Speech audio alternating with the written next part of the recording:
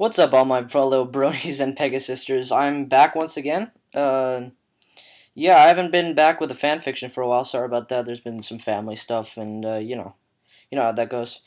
I'm reading actually one called today, "Keeping Your Hooves on the Ground." It's like it's a pretty fun one. It was top rated. I haven't read it yet, so basically it's just about what happens. I think after the CMC episode, the Cutie Mark Chronicles, I think, when the Rainbow Dash tells him her Cutie Mark story and everything. And I think it's going to be pretty cool because Fluttershy really is like the dominant one here. I think it's I think it's going to be good. So here we go. I'll leave the link in the description as usual, and it's by insert author here. nice name. All right. The top half of let me start over. Sorry. The top half of Fluttershy's door was still open by the time Rainbow Dash arrived, a paper bag shoved tightly in her mouth. Scootaloo's scooter was still safely nestled away outside the cottage, telling the mare that the Crusaders were still working. Smiling, the Cyan pony poked her head inside. Inside the cottage, Fluttershy and the Cutie Mark Crusaders were hard at work. Apple Bloom and Sweetie Belle were wiping down one of the tables with rags dripping with furniture polish. Scootaloo was dusting the back curtains, and Fluttershy was cleaning up the mess from her animal's latest meal. Even Dash was amazed at how wonderful the place looked. One could hardly tell a storm had ravaged the cottage only a few days prior. The yellow Pegasus snapped to attention as she heard Dash approach. With a hop, skip, and a jump, she leaped over to the door, grabbed the bag from her waiting friend, and dropped it off on the dining table. The fillies sniffed the air in anticipation, their bellies rumbling from all their hard work today. "All right, girls," Fluttershy said. The three Crusaders immediately dropped their cleaning tools and turned to the provider of sustenance. "I think we've all worked hard enough for today. Come on over and we can have a nice, quiet..." All hopes for that died as the Crusaders charged at the table. Passing Fluttershy with such speed at the Pegasus actually spun in place for a few seconds.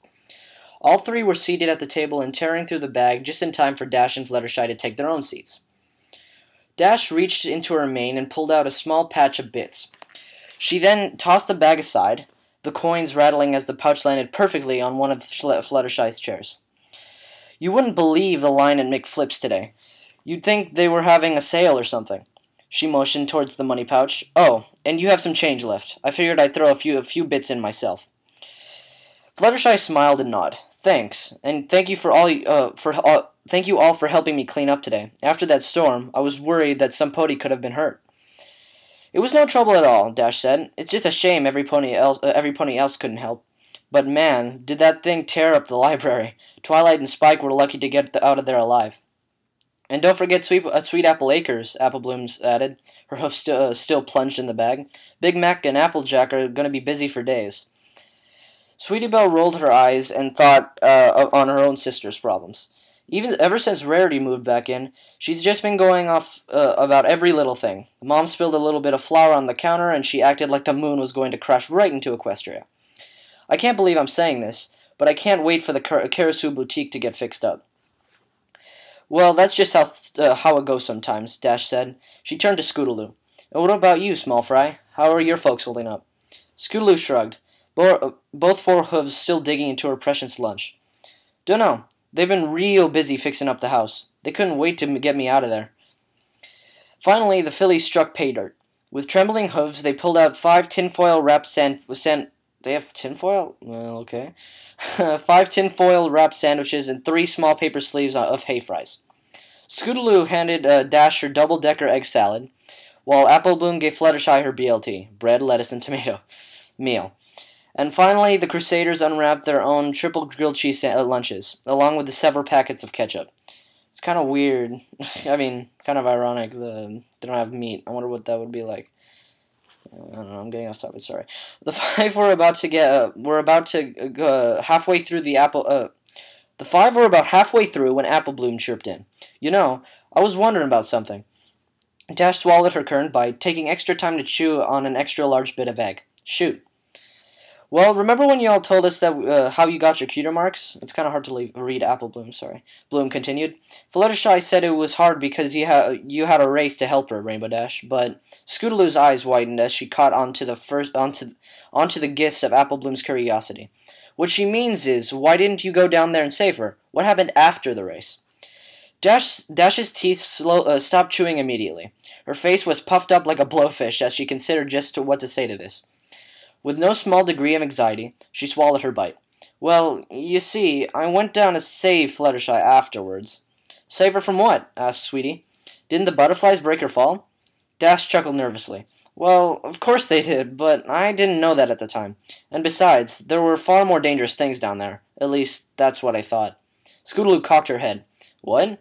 Cocked? In both the, dirty way and, the reference as she is a chicken. Alright. Fluttershy giggled as the old memories returned. What she means is, she was afraid of the ground. The three fillies were stunned quiet, while Dash shrank back into her chair in embarrassment. Even Fluttershy felt more than a little ashamed at what she had just blurted out, fearing that the Crusaders would burst out laughing any second. Instead, however, Scootaloo turned to Dash in puzzlement. What do you mean, scared? You're not afraid of anything, right? Well, it was a bit different back then, Dash said between nervous chuckles. I was just a filly, after all. I even got into summer flight camp a year early. But that doesn't mean I'm scared of this dirtball now. So what happened? Asked Applebloom. Dash looked up expectantly at Fluttershy, as if to beg her not to let her continue. The yellow Pegasus, however, smiled and leaned back in her chair. Okay, ironic. It's okay, Rainbow Dash. You can tell them the whole story. Nice. Dash sighed. Ugh, fine. It all started at summer flight camp. I had just pulled off my very first sonic rainboom and was heading back in for a landing. What I didn't know was what happened to Fluttershy. The cheering and shouts echoed throughout the entire Cloudsdale summer flight camp for several minutes after. It had taken Dash almost that long to slow down enough to touch down again without breaking through the cloud layer. As for her opponents, one of them slowly wobbled down just as she landed, while the other was still being hauled away to the nurse's station after crashing through a pillar. The cyan filly fell to the floor, her lungs desperately seeking air. The crowd swept around her almost immediately, as just about every camper with a free hour poured out to witness the historic event.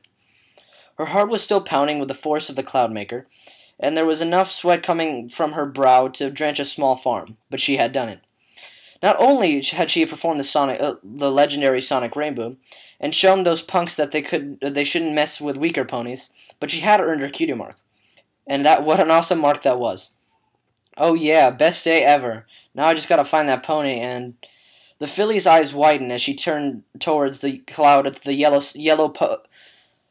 filly's eyes widened as she turned towards the cloud the yellow Pegasus had been standing on earlier. It was empty. Dash's eyes widened as she suddenly realized the truth. Wait, just as the race began, I thought I heard somebody... Oh no. Dash's scream was enough to alarm the unlooking fillies and colts into backing off. The formerly victorious filly scanned every inch of the racetrack, but there was absolutely no sign of that pony anywhere. Frantic, Dash turned towards the ground. Excuse me, but did any pony see where she went? One of the colts shrugged. I don't know. Guess she fell. The filly's jaw came close to crashing all the way down to Equestria proper. You mean she fell? Like fell? If one second, if anybody could, tell me in the comments what Equestria proper is, I'd like to know. I think it means ground, but thanks for the comments. What's the big deal? Asked one of the fillies. Can't she fly up again? The now beyond panicking Dash was in the filly's face in an instant, her eyes glinting with a hint of growing madness. The same pony who couldn't make it through the loops? The same pony that crashed 15 times during basic takeoff? You really think that pony is going to be able to fly all the way back up to camp? The cheers and shouts for joy came to a screeching halt. The first thing to replace their jubilation was an uneasy silence, as the fillies and colt digested the actual facts surrounding the camper's disappearance. Next came the low wail that traditionally signaled an impending doom, and finally the massive scream of horror, the kind that rattled the heavens and alerted every adult pony to their foal's worries. By the time every pony else was panicking, though, Dash had already leapt from the side of the finish line and started diving downwards. Below her sat a field of endless green, the only thing that could ever give Dash the reason to pause. She had been close to the ground, but not actually touched it, and for good reason. She had heard the bedtime stories her mother used to scare her with. She may have been young, but that filly had reasoned the truth a long time ago. Excuse me. The ground was the most evil, vile place in all of Equestria, and she had just knocked a pony down there. Dun dun dun. Scootaloo almost spat out her sandwich right there. Wait. You thought the ground was evil? Rainbow Dash shuffled about in her seat and blushed to the point that her face resembled a ripe tomato. Yeah. Unlike Scoot, Apple Bloom was decent enough to swallow the contents of her mouth before continuing the line of inquiry. What in the hay do you mean? Well, it's kind of a long story. Dash could feel her guts turning, and given what she had just eaten, that was far from a pleasant feeling. You see, you know how when you're a kid, you find the dark scary and think the boogie pony is hiding under your bed? The fillies nodded. Well, it's kind of like that. I didn't know how things were down here back then. So even something like a squirrel could scare the daylights out of me. Scootaloo turned back to her half-eaten lunch. Despair already growing inside. Rainbow Dash, the coolest pony ever to come out of Cloudsdale, was afraid of squirrels? If it's alright, I'd like to speak next. Every pony's eyes turned to patiently waiting Fluttershy. Seeing that they weren't going to stop her, the mare swallowed a bit of her radish and smiled. While Rainbow Dash was back in Cloudsdale, I was still with my new friends. I really had no idea what I should do now that I had my cutie mark, and, well, I didn't think any pony was going to come after me. The animals, once utterly terrified by the rainbow explosion overhead, now seemed as calm as a gentle breeze in Fluttershy's presence. Even Yellow Pegasus was seeming more relaxed than ever in her presence. She had even barely noticed that her cutie mark had appeared. In just a short amount of time, she had both discovered her special talent and found a place where she could truly belong. She looked overhead and over each and every creature she could find. A few she recognized immediately, such as butterflies and the rabbits and the fish, but others were either completely lost on the yearling or simply appeared to be a variation of another creature. Fluttershy sighed as she realized how little information she could have found in Cloudsdale. Being in the clouds, her home was not the easiest place to learn about animals without wings. She had absorbed as much knowledge as she could, but it still wasn't quite enough to prepare her for such a large change in scenery as this. The other foals weren't much help either. Most of them had just barely gotten over the ground, not being covered with pony-eating monsters to care about what a chipmunk or goldfish was. Even worse, let me just check the recording just real quick. It's okay.